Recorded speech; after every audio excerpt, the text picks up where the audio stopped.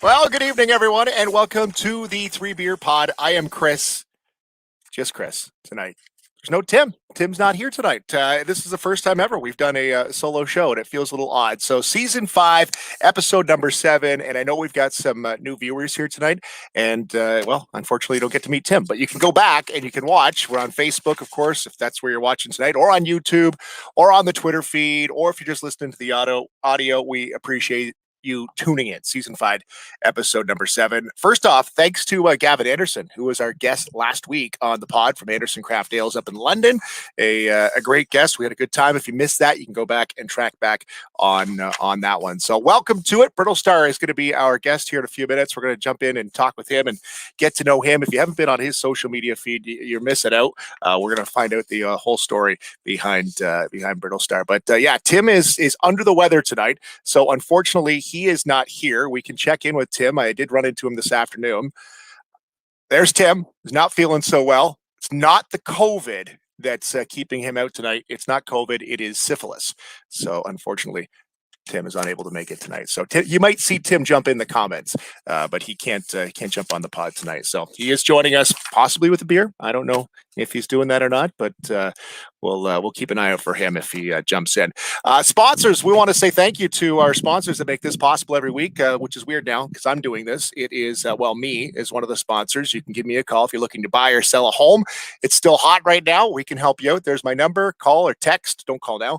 You can text that number if you're interested in selling or wondering what your house is worth or you're looking to buy. We can help you out there. Sean over at the Health House at thehealthhouseck.com, and still our good friends, the Pakistan Super League. Hopefully they get back on the pitch soon. Pakistan Super League has probably already put in a complaint on this video, but welcome Pakistan Super League. Always a sponsor here on the 3 Beer Pod. What you drinking, bud? What you drinking, bud, is how we start off. So the joke was, without Tim, I was going to have to drink 6 beers tonight. I will not be drinking 6 beers tonight. I did finish one already. So I just finished the Side Launch Brewing Company, the Aloha Sour from Side Launch. Delicious. It's beautiful here in my backyard tonight. So I went with the Side Launch Aloha Sour, mixed citrus, island spice. We talked about this with Tim a couple weeks ago. I've had one of these. It was delicious. And I don't know if I'm going to get shit on for this or not, but I've got myself a Bose Radler. Is that all right? Can I drink a Radler? I can drink a Radler. It's a 2.5. Again, beautiful summer night. So I'm going to drink myself a Radler. And we're going to bleed into Beer Buzz with what's going on in the beer world with this one here. This is a new release coming up this week from our friends at Sons of Kent. So third beer I am drinking tonight is called the 873 Game Beast Lagerdale. Look how cool that can is. Just a simple 873 Game Beast Lager Ale, which is delicious. It's a 5%. I'm just got one poured here. Cheers to that. The story behind this beer from our friends at Sons of Kent. Here it is, and I'll read this to you. It's a great story. Friends of Doug and Pam Hunter. Doug is one of the owners over at Sons of Kent. Lost their son in a car accident. Pam had talked to the family about making a memorial beer in his honor and help support the 873 Memorial Fund. Tyler got the nickname Game Beast while playing hockey. Big fan of the penalty box. He was a game beast, man. He spent a lot of time in the penalty box. Favorite hockey player was, of course, Sidney Crosby, like a lot of Canadians. And Tyler's number, was number 3. This is where 87 for Sidney Crosby and then the 3 for Tyler, Game Beast name came from. So there you see it right there. You see the lettering has got a little bit of Pittsburgh Penguins there for you. Proceeds go to the 873 Memorial Fund. So when you stop by Sons of Kent later this week, it's going to be available Friday at 11 a.m. at the brewery. I did get over to Sons of Kent and heard this story. It's such a cool story. The Tyler Calero 873 Foundation gives back to the community, financial assistance to families in crisis, sports sponsorships to families that need it, and they also sponsor a sportsmanship award at Medway High School in London. Tyler, in his young life, touched a lot of people, and his family continued to give back. It's such a good story. Doug and Pam wanted to give a shout out to Shannon, Colin, and Lauren for allowing Sons of Kent to be part of Tyler's story. We were hoping, obviously, to have a big party and launch the beer, but you just can't do that. So get this. Not only is it delicious, the 873 Game Beast Lager Ale, from Sons of Kent. Not only is it delicious, but you're helping out a great fund, the 873 Memorial Fund. Get it this Friday at Sons of Kent. It seems odd. I'm in my backyard talking to myself, drinking beers, which kind of leads into the conversation we're about to have here tonight with this guy, internet sensation. We're going to pull in Brittle Star, alias Stewart Reynolds. Good evening. How you doing, bud? Not bad, man. How are you? Very, very good. Usually there's two of us. We have a little patter off the top. Right. But I'm sitting here in my backyard talking to myself, which seems like... It's a nice backyard, though. And I saw a dog wandering by, unless it was like just a neighborhood dog. I just had my neighbor, and I wonder if your neighborhood's like this. You know that one neighbor that drives his lawnmower up and down the street? Yeah. We have one of those, yeah. Yeah, he's just circling the block here, so I'm thinking, oh, great, here we go. I'm by myself. I got lawnmower guy out front, but... Stewart, go ahead. I was going to say, that's the perils of doing production in a suburban environment, though. I had the exact same issue this morning. I was filming this morning, and my neighbor came out across the street, Ed, and he came out, and Ed said, with his lawnmower, and he walked out and looked up and went, and paused midway push. And I've got the neighbors trained, though, that they look at me, and he's like... I was like, yeah, no, it's good, man. It's good. Go for it. And he's like, okay, I just want to make sure. That's so funny because I have it written down here. I wanted to know, like, a lot of your videos are shot in your neighborhood, if not all of them. And so your neighborhood knows to, like, oh, Stewart's outside. Let's cut it. Kind of. There's a little bit of there's a bit of both, right? Where people will like Ed will be like very considerate and be like, is it okay if I do this or mow the lawn or whatever? And then there's other people who are like, what you doing? Is this one of your videos? It's like I can't I can't do this take more than once. I only have so much emotion in me. That's it. That's so funny. It's my dog. My dog doesn't like the neighbors. So hey, come here. This is what we do here. Are you yelling at the dog or the neighbor there? Yep, a little bit of both right there. She doesn't understand. She doesn't understand that. Brittle Star is our guest tonight, Stewart Reynolds. I told my mom. I talked to my. Hold on, Hallie, get over here, you idiot. Brittle Star is our guest here. I told my mom, and she's like, who's this guy you're talking to? Is he a beer guy? And I was like, well, he might like a beer. I'm not sure, Mom. But I told her to go on the internet, and she follows you on Facebook now because my mom thank you. She follows everybody on Facebook, so she's deep into it. I like how you diminished the compliment part right after that. That was nice. I apologize. She follows you now on Facebook. She follows everybody on Facebook, though. Well, no, because now you two will start conversations because she talks to everybody on Facebook. So that's nice. You've got a new friend. I like it.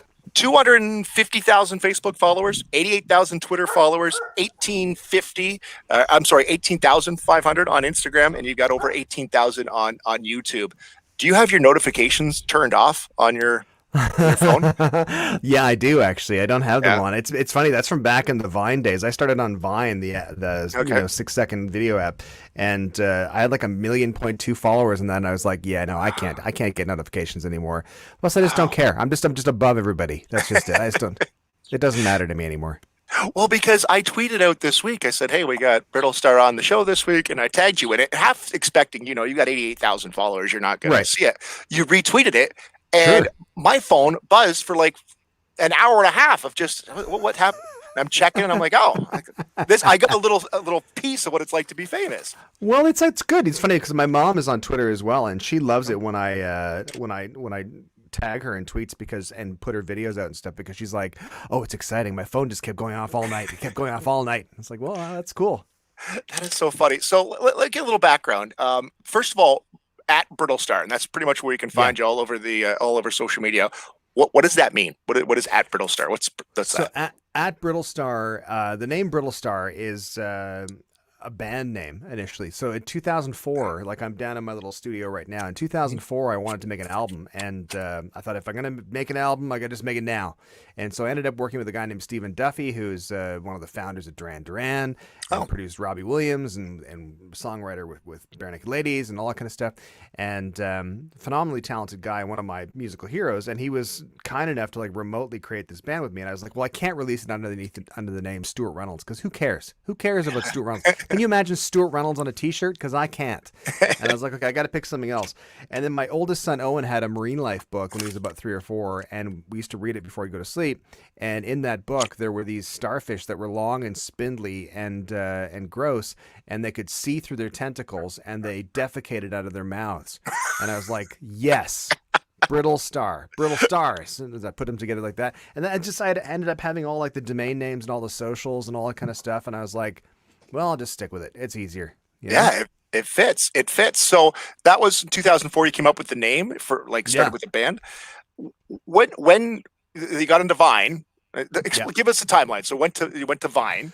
So basically what happened is like in 2013, my youngest son, who was 11 at the time, he had seen this vlog of a vlogger he really liked and watched on YouTube. And he was like, there's this new app called Vine, and it's like a video version of Twitter. Yeah. And I think you'll really like it. And I was like, okay. So I messed around with it. And at the time, like we had gone through like a major terrible business collapse, and like it was like fiscally dire for us. It was like a terrible situation for us. Notice on the door, the whole bit. Mm-hmm. And it was a really dark time, and we were really unhappy, and I was like, I need something to make me happy. I just want to smile like once a day at least, smile. Yeah. And so I'd make these videos, and I was like, well, this is stupid. I can't make them on my own. Because my kids are at school and my wife's at work, and I'm at home trying to do our business stuff, and nothing's working. And I was like, well, I'll do them with my old 12-inch plastic Chewbacca doll, and that'll be it. That'll be good. And it was ridiculous. It was stupid. But then I would go down to the pub on the weekend, and the bartender would be like, I watched your Vines, man. They're really funny. And I was like, oh, this is cool. I was like, 10 people like this, 20 people like it, 30 people. And then in August 2013, we did one that like blew up, and it went like incredibly viral, like millions and millions of views. I went up hundreds of thousands of followers. Wow. And in the space of like a day or so. And we followed that up with a couple of other quick ones. And then Disney contacted us and said, hey, listen, do you want to go down to California and make some videos for us? And we'll pay for you and your family to fly here. We'll pay for your hotel. You get to like do a little bit of work for a couple of days. Not really work, but like filming yourself having fun, basically.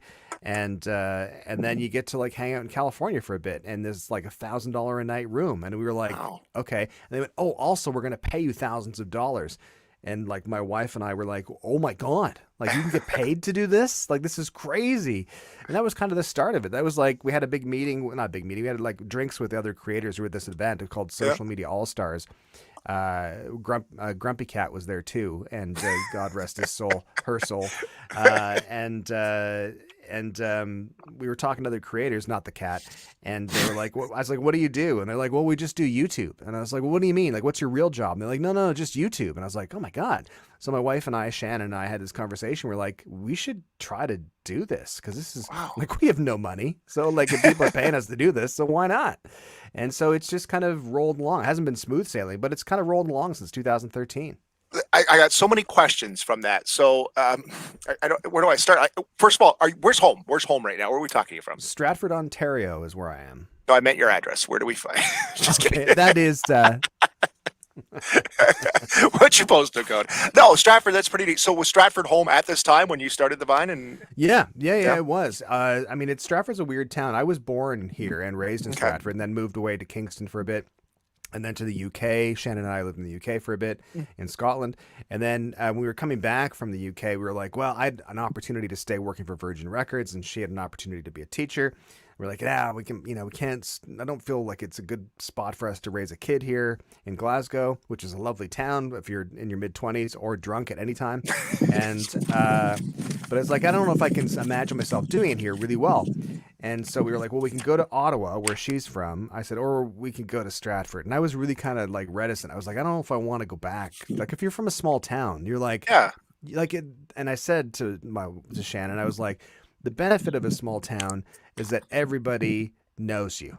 The horrible part of a small town is that everybody knows you. It's a double-edged sword, right? Yeah. I said, but as far as kids go, it's like you can get into trouble here in Stratford, but at the same time, it's like a big backyard. It's like people know who you are. It's super hard to get served underage in Stratford if you grew up in Stratford, because everybody knows your mom and dad. You just like, no, I'm not serving you. So I never got served underage. And they probably remember, well, I remember when he was born. Like he's no way he's Absolutely. 19, right? Yeah. Yeah, I know. And the same curse is going to afflict our boys because our boys have they're both in our local, like our main local here in town, Yeah. when they were 3 and 5 days old. So, Oh, they're really? screwed. They're screwed. There's not a Yeah. chance. Not a chance for them. What's your is acting your background? Is that you said you worked at Virgin No. Records? No, so there's no acting in the background. No, I'm a Oh, terrible really? actor. Yeah, Oh I'm a shit. terrible. Yeah, I'm just genuine, man. I'm just genuine. You're a real guy. Exactly. It's all from here. There you go. No, my background is, I did music for a very long time, and so that kind of got me into production and video and audio production and all that kind of stuff. And then prior to me doing this stuff, when our business was web development and all the sort of associated services like hosting and all that kind of stuff. Yeah. And I did that because in 1998, I was actually, in 92, I was like, the web is amazing. And then in 95, I tried to start a company that was too expensive. And then in 98, I was like, let's just go and just try it. And it ended up being great. We had 16 employees and all that kind of stuff. It was I remember David Bowie saying one time that in 98, he said the internet is the new rock and roll. And I was like, it is, man. That's so cool. That makes me feel slightly cooler about doing it. So many questions here as you go. So Vine, you jump on Vine, you go viral for the first time. Like I've never gone viral. I get 15 likes and I'm like, yeah, like I'm a pretty big freaking deal over here. But like, what are you doing as you're like, are you just looking at your wife and your family and going, holy cow, like people like this stuff? Like what happens in that viral process? Absolutely. It was literally the first time we went viral was for a video I did called Put Your Finger on the Screen. And it was it was ridiculous. It's like you were saying about your phone going off constantly, all that kind of stuff. It was like just constant. And then we get people from like family from all over the world saying, I just saw your video on this website. I just saw your video and like so-and-so sent me this clip and stuff. And it just kind of gets really, really crazy. And then suddenly you're like, you're that guy. You're just like that guy.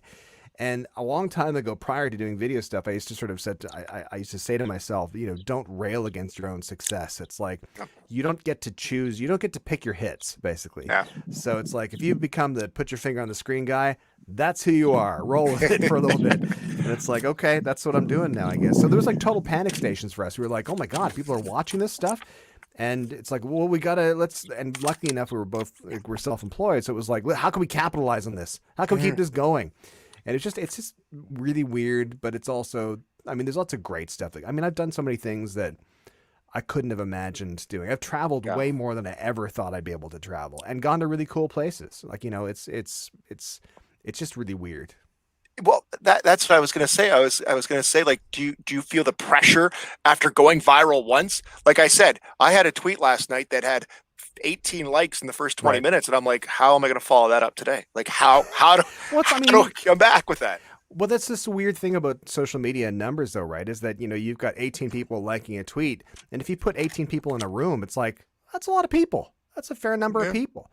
I remember we used to fly down to California to do like collaborations. We'd go down and meet with other people who made social media videos and just to do collaborations. And I remember one guy saying he was hanging out with a bunch of us. And at the time, I think I had maybe like 400,000 or something on Vine. And he had 53,000.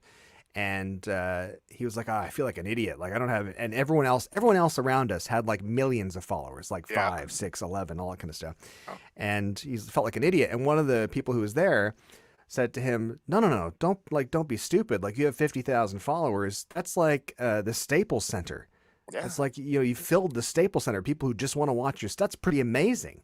And when you kind of like quantify it like that, it kind of makes more sense. And even like, when you're looking at, like I said, with 18 people, it's like, well, it's just 18 people. It's like, well, that's a lot of people. You know what I mean? Well, when you walk into a restaurant, that's a lot of people. It's more than we're legally allowed in my backyard right now. Exactly. So, that makes sense. So you really did meet the grumpy cat? Like was that a joke? You did? No, I really met Grumpy Cat. Really? Because it was this really weird event called Social Media All-Stars, and it was all of the popular social media content creators of the moment. So there was things like convos with my 2-year-old, who I'm still friends with today, and they do amazing stuff. Grumpy Cat, most, what was it? The handsomest man or whatever he was called. This guy just he just couldn't look bad in a picture, and it was true. He just looked every time. He looked like a normal dude, but as soon as the camera snapped on him, it was like, wow, it just looked great. And like those types of people. But we got to do this event at Disneyland in California, in Anaheim. And we're backstage because they have a backstage area, and we have to, for the event, we have to dance out in front of the castle with an assigned character, and then there's about 1,000 press people waiting, not people, press waiting outside. No pressure. There's pictures I think I posted somewhere, but just crazy. So they're teaching us like what to do when we go out, who we're dancing with. So I got assigned to Pluto, obviously showing you my status there. No Mickey, no Minnie, no Donald Duck, no Goofy. Way the hell down to the pet of the pets. The pet of the pets. And he so the thing is that was really amazing is that with Grumpy Cat, is we were eating lunch backstage in Disney, and you'd think it would be like, oh, it's Disney, they'll treat it, and they've flown us here. They've spent hundreds of thousands of dollars getting people down here, and it's going to be really nice. So they have us have lunch or breakfast rather. I'm like, oh, what's for breakfast? Oh, it's going to be breakfast burritos. Oh, that sounds amazing. It sounds fun. And it was just burritos in like a vat with like wrapped in tinfoil. It was like really, really low budget. And then we looked over and we're like, whoa, whose trailer is that? And it was one of those like classic sort of, Hollywood trailers. And he's like, oh, that's Grumpy Cat's trailer. No joke. No joke. And they're like, it's because of health and safety, because of the allergens. But it got a hole. That cat got a hole. Anyway, the cat's dead. So, Did the cat dance by itself, or did the handlers have to hold the didn't cat? really dance. It was like, Grumpy Cat, and it was the owner of Grumpy Cat is like the loveliest person in the world. But as far as I know, had a spare cat as well. Like I was told at the time, there was a spare sibling to the cat because the cat wasn't well. That was the thing, is that you were like, oh, what a cute cat. He looks really unhappy, because he was unhappy. Because he was dying. Yes, exactly. So yeah, it was really, really, really, really strange, but fun though. That makes me think of on Groundhog Day. Remember Wiarton and Willie, the one year where they were like, hey, Groundhog Day, Wiarton died. Yes. Don't remember that? Then they were just like, he's dead, but we got another one. And everyone suddenly knew the value of a groundhog. Yes, exactly. You go to Craigslist, I don't know where you find a groundhog, but they got you just know the new groundhog coming in was like, I'm going to be a star. It's like, oh my God, I'm replaceable. It's new replaceable. Have you been to Wiarton? It's literally next to the liquor store, kind of a hot down there. Yeah, no, I haven't been to Wiarton. I'd love to go at some point. That seems like a weird thing to say, but I would like to go sometime. No, like you've got hundreds of thousands of followers on these social media platforms. Can you still go out? Like you said, your neighbors recognize you, but can you go into the liquor store? Can you go to the beer store? Like, do people go? People sort of. I mean, I get recognized like a fair bit. And people in town are kind of. They'll sort of like make jokes and stuff like that. Like when Trump he lost the election, it was like, oh, what are you going to make fun of now? And I was like, I don't know, the pandemic. I don't know. You heard of it? Exactly. So it's it's a little bit of that, but I mean, getting recognized is one of those really weird things in general. I mean, it's just, I remember it happening for the very first time in 2013. We were in Toronto for a big meetup, and it was just really bizarre because I was 43 when I started doing this, and I was at a meetup with a bunch of people who were like 18 to 25, maybe. Even younger than that, I think, because Shawn Mendes was there too, and he was like 14 at the time. Because he was a Vine guy, right? Yeah, he was a Vine guy to begin with, exactly. And so I'm like with all these kids on stage in Young and Dundas, and it's just like people are like, "Oh my God, can I have your picture?" And I'm like, I'm like older than your dad, right? But okay, I guess so. Well, I work on the radio. My kids don't think that's cool at all. Like they've actually told me, they're like, "Dad, don't say where we work." No. Like my son just got a job yesterday, his first job, and I'm like, I'm gonna talk about it, and he's like, don't talk about it. I don't want people to know. Like, how old are these kids though? How old are they? So my daughter's 18. She's in her last year of high school. My son is 14. He's in his first year, and they now actually work at the same place. It's a pretty recognizable brand with a big golden arch. Right. So I can say that here. Yeah, exactly. Exactly. But like, he's like, don't don't say anything. Like, do your kids, are they like, because they're in the videos all the time, and I'm watching, I'm like, man, those kids are like, they're right in there. I'm like, my kids don't do that. Our kids, when we started, because when we did that, I mean, it all kind of spawned from that first Disney gig, Yeah. and because they were like, because I had just essentially done mostly just me and my youngest son videos until that point, and they're like, we want the whole family. And my wife was like, not interested at all. And I was like, they're going to pay us this much money. And she's like, where do you want me to stand? And she, so then we kind of got roped into it. And because we were in such like sort of terrible financial situation, it was kind of like discovering that you have coal deep in your backyard and you'd have to dig a mine. It's like, well, kids, we're miners now. This is what we're doing. That's what we do. You guys like having a house and eating? This is what we're doing. Yeah. So the kids were kind of all in and really supportive and all that kind of stuff. And then, but we did have like a policy where we were like, if any of the kids don't, like if either of the kids don't want to be in the videos, they don't have to be in the videos, because there's nothing worse. And we knew some people who were like forcing their kids to do stuff. And it's like, it's really horrible. It's really, like, it's terrible and damaging probably as well. And, so we never forced them, and even when we do brand deals and stuff, we would have that written into the contracts. It's like, you want all four of us, but you might only get me and my wife. That's because we know we have electric bills to pay, so we will definitely show up. The kids don't care. So it is really weird, but I mean, it's the same time. I mean, my oldest son, he's really happy. He's more like my wife. He's happy to be kind of like the production guy and like off screen and doing his thing. He's really happy in that role. Whereas my youngest son, he's like, can you be in this video with me because I would like to exploit the fact that you're old and can't dance. Like there was an album by Chance the Rapper, who is like the nicest guy in the world. And Chance the Rapper, and I think maybe is it Tokyo is the name of the other rapper who was featuring on it? I don't know. I try to keep up with these names. My wife is better than I am. But anyway, my youngest son, he was like, let's do a video for this. Because the Tokyo guy who's featured in this Chance the Rapper tune on this new Chance the Rapper album is like retweeting and pushing things and looking for videos. So it's like, great. So we did a video, and I danced to it. So it's me and my son are like the whitest people you've ever seen in your life. Like we are like glow in the dark white. We are like almost see-through white, and that's reflected in our dancing abilities as well. I mean, that is evident. Even if you couldn't properly see the color of our skin, you'd be like, they're obviously white because they can't dance. That's so funny. So we did this video. And the video got like 1 million views in like 4 hours. It was crazy. Just like took off on his account. Wow. But then we found out that it was like essentially being used to mock the album.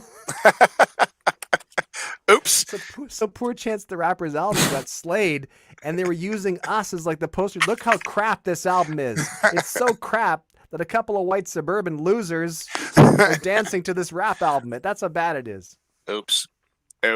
That's so funny. That is so funny. I love that my kids are like, no, don't. And your kids are right in there. So maybe I'll tell them. I talked to, a vlogger, an Instagram star. They might give me some street cred with this one here. Exactly.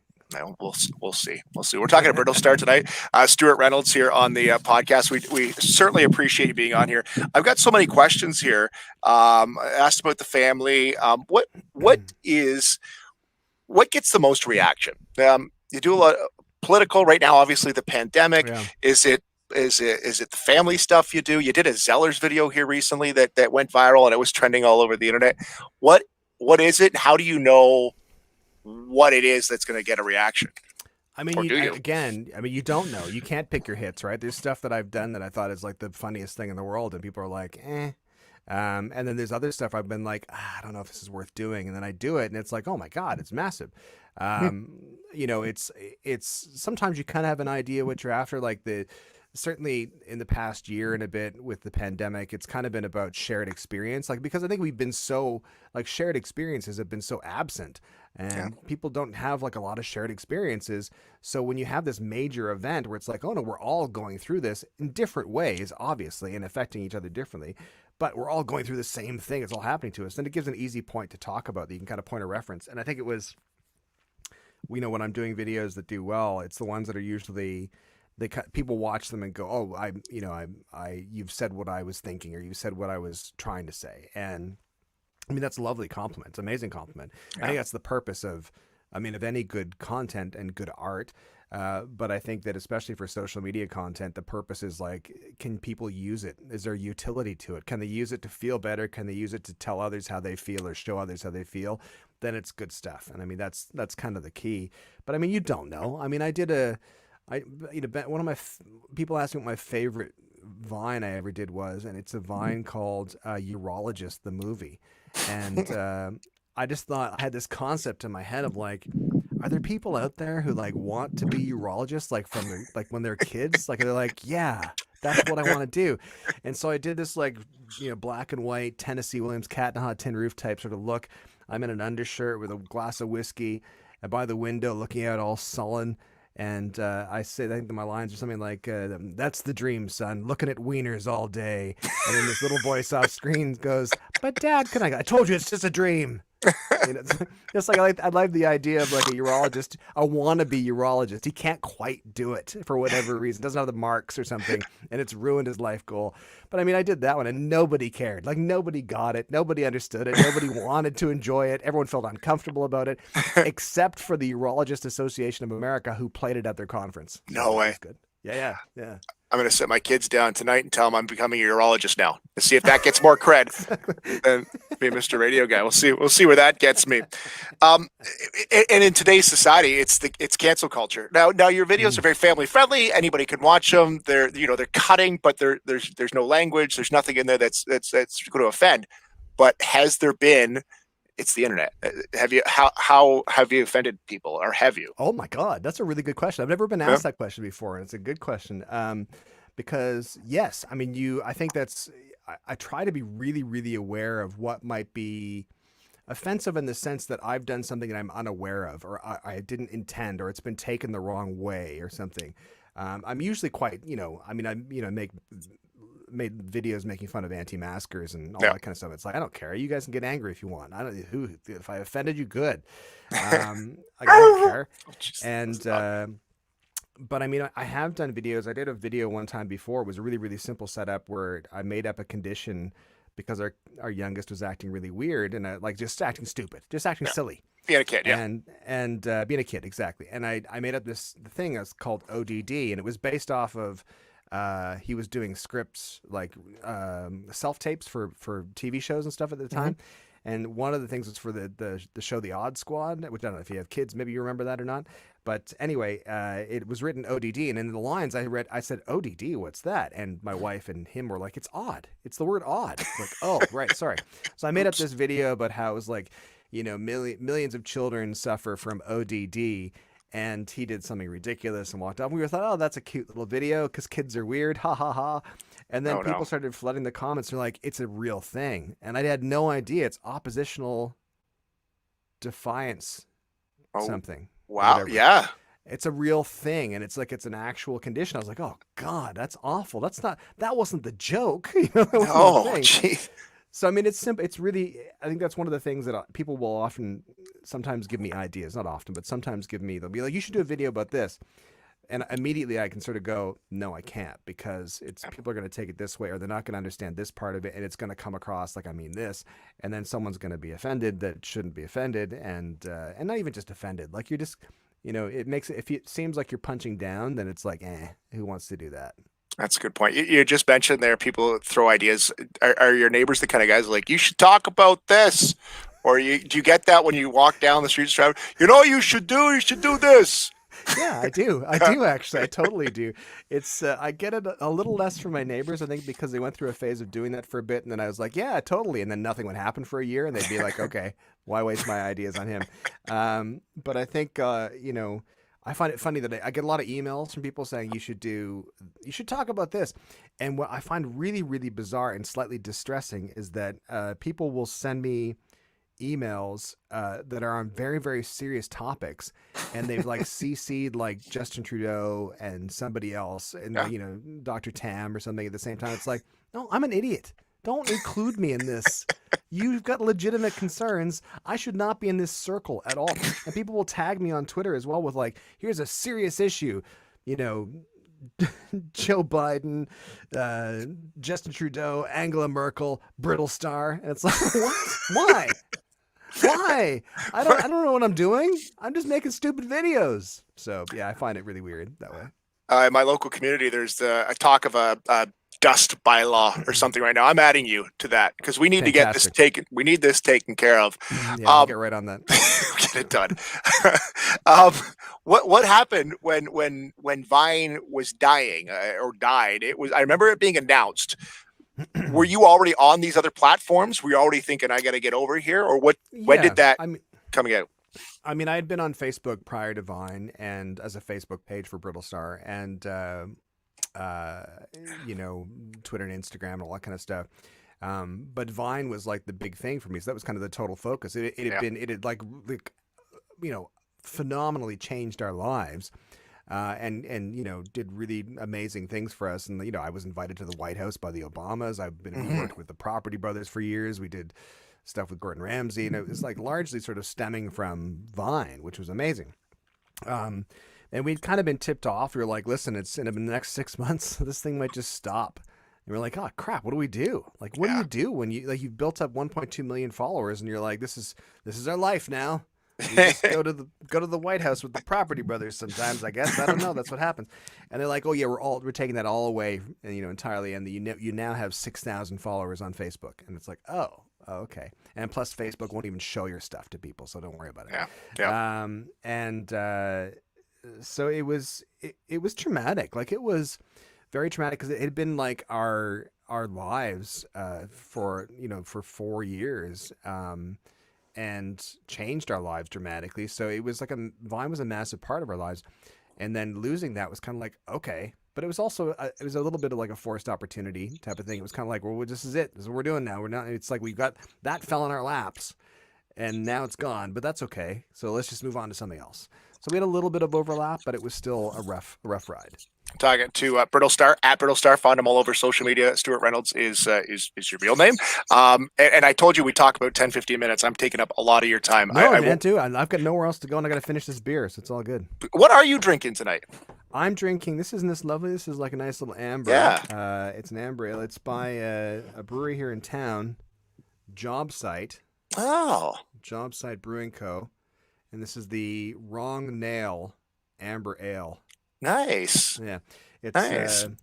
It's the brewery is in an old like a lumberyard type thing, like in one of these big buildings that I used to remember going to when I was a kid and being terrified of like all the scary guys in the back. Like, you want some plywood? Come onto the back here. Like, they're doing that again now. Are they? With the price of lumber. That's how they're doing it. Good. Yeah. The money was in beer, and now it's back in plywood. It's back in plywood.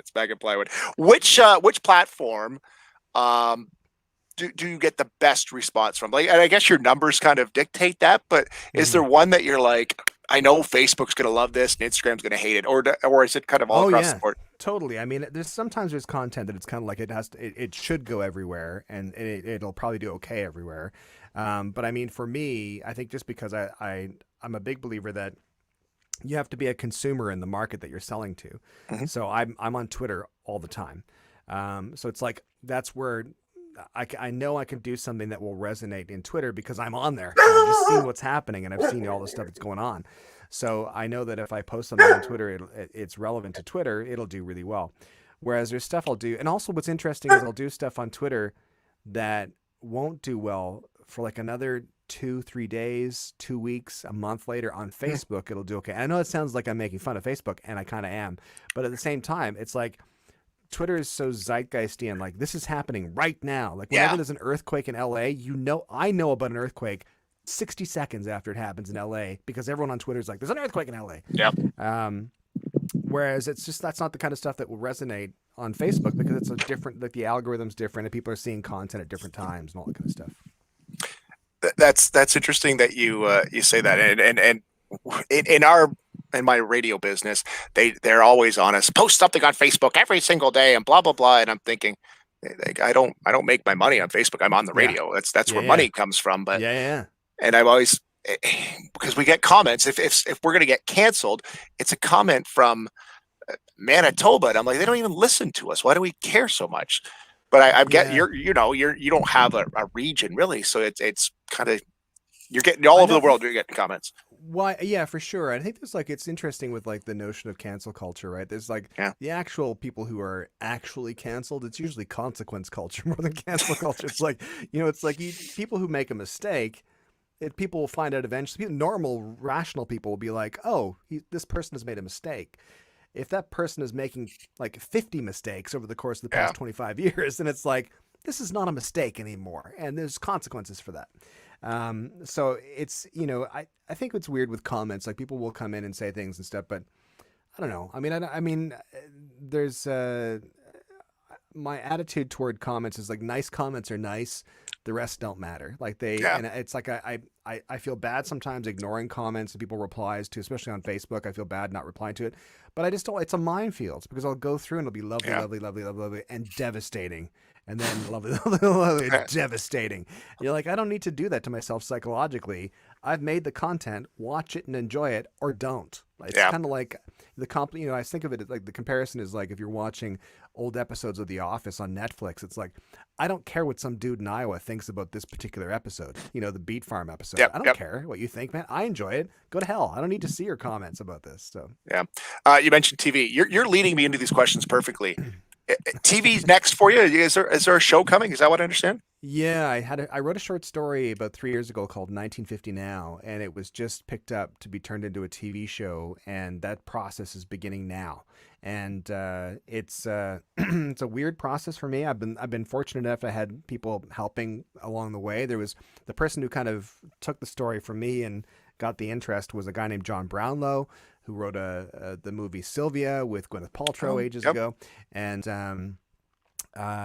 him and Jake Golds, the manager of the Hip, helped me as well as part of my negotiations, and then a guy named Ryan Reynolds as well helped me sort of get ready for my meetings, which is nice. But Ryan's biggest advice to me, which was really smart, was he's like, you got to lead the charge on this, because I was like, I hate how slow television is, because if I want to make something, I'm just gonna make it. I'm just gonna be like, yeah, I'm gonna make it. And my furthest, like the longest timeline project I think I've ever done in social media has been the gritty reboot of Mr. Dress Up called Dressed Up to Kill. And I have all the costumes, I have the players ready, I have the basic part of the script ready. It's been about 1.5 to 2 years now since we've done that. And it's not because it's going to be good, just because other stuff happens. But television's like a whole other thing. Like television's ridiculously slow. There's like 1 million people doing 1 million things, and I respect it because it's obviously television's done okay for itself in the past few decades.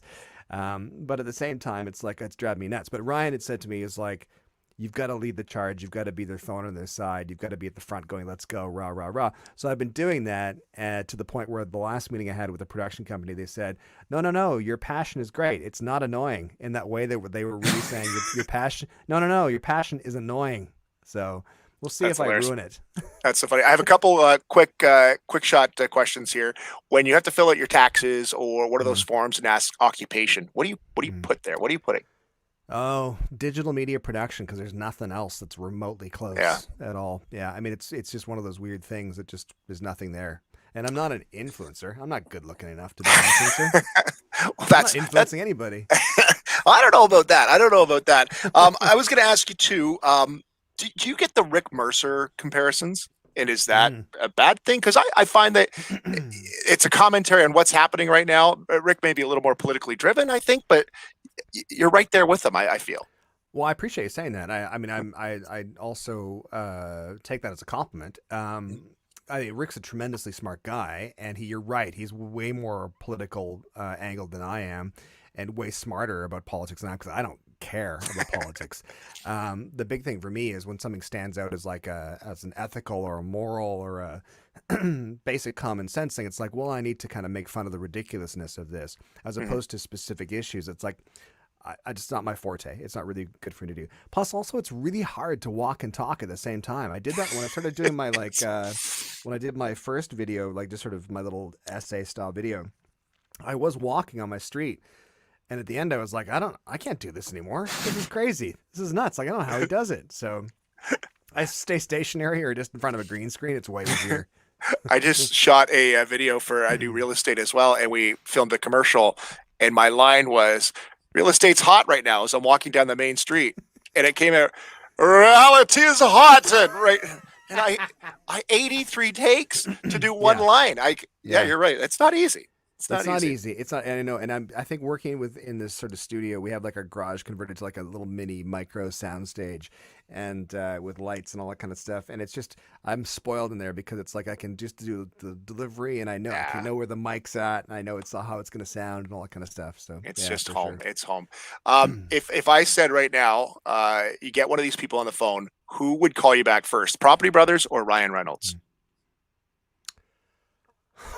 Oh man, that's a good question. I don't know.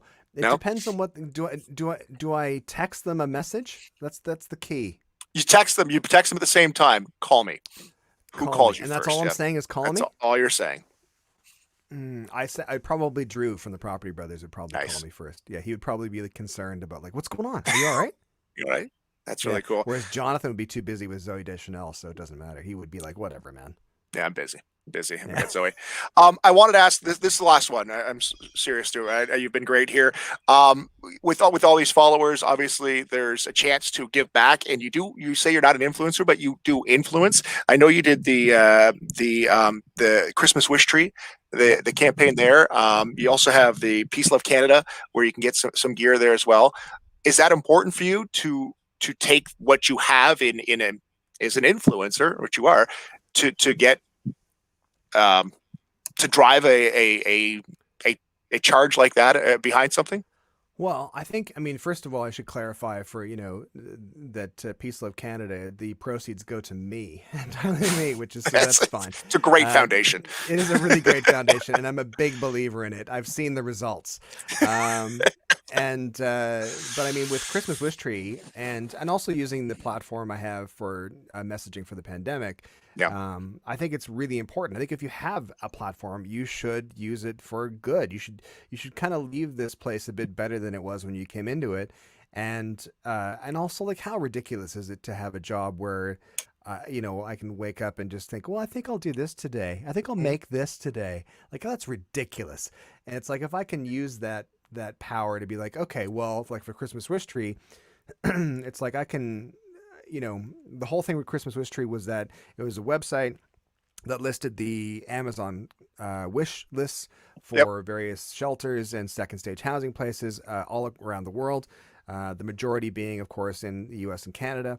But the idea was you could have like 3 eggnogs, and just before you pass out, you could buy a toy for a kid in New Orleans. And it's like fantastic. This is my kind of charity. So we ended up having 27,000 people come to the site last December, and they cleaned out like downtown LA, New Orleans, Winnipeg, like all these places were just like covered. It's like, I loved it. And I love the idea, even though Amazon's evil. I mean, their system's fantastic, and it's obviously that's why they make billions of dollars. But that idea of, targeted giving, you can actually say to someone, this is somebody wants this particular Peppa Pig set. Boom, $30, you got it. It's done. Fantastic.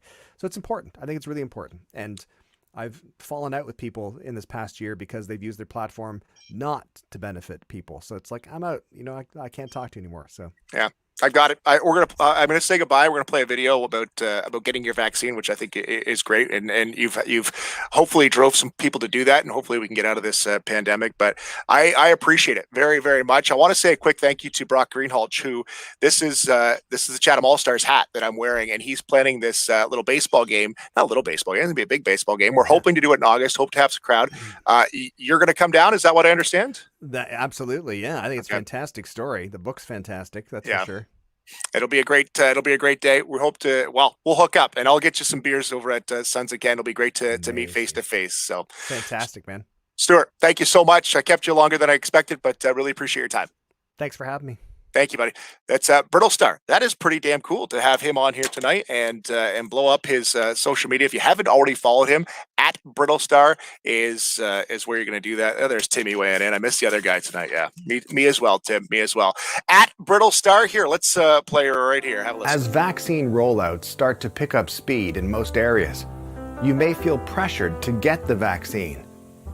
Though there are actual medical reasons that may prevent you from getting the vaccine, those are rare, such as severe allergies to one of the ingredients in the vaccine, or an autoimmune issue. However, you may not want to get the vaccine for one of many other reasons, such as You're a big chicken and you're scared of needles. You can't get enough of those lockdowns. You have a complete ignorance of medical science for the past 100 plus years. One time your friend had mono and you remembered that you both shared a drink from the same cup the week before and you didn't even get it, so you're kinda invincible. You're pretty sure essential oils will do the trick. Plus, you bought the starter sales kit from Brenda and you couldn't get anyone in your family to buy any of it, so you might as well use it. You think vaccines are a scam because you don't even know anyone who's had polio. You read on Facebook that they use the same stuff in the vaccine that they make hot dogs out of, and wieners go in your mouth, not in your arm, thank you very much. You're thinking, first masks and now this? You're tired of the system trying to keep you and your family alive. Whatever your reason to not get the vaccine is, it's probably pretty stupid. I'm not saying we think you're stupid, but we might be thinking it. Get the vaccine when you can. Stay well. Right, Tim? Right, buddy? Unfortunately, Tim, under the weather tonight. There's a live shot into Tim's room right now. Again, it's not the vid with Tim. It's the syphilis that's keeping him off the broadcast. And seriously, would not have done this if we didn't have Brittlestar lined up tonight. We would have just canceled the show and said we'll do it again because it's fun because I get to do it with Tim. But thanks to Stewart Reynolds, aka Brittlestar, for being a part of the podcast tonight. Really cool dude. Great to talk to him and get it. Well, 50 minutes with the dude. Holy cow, that was pretty cool. Thanks, Shauna, over at the Health House. Do appreciate your time. Thanks to Pakistan Super League. You're probably busy already putting in a claim for this video. Go for it there, boys. Go for it. And if you need a house bought or sold, give me a call anytime. We can do that. If you're just interested in, just wondering what the market's all about, there's my number. Find me right there. Back again next week. We hope Tim's joining us. Thanks again to Stewart Reynolds, Brittlestar, Season 5, Episode 7 of the 3BeerPod. Thank you.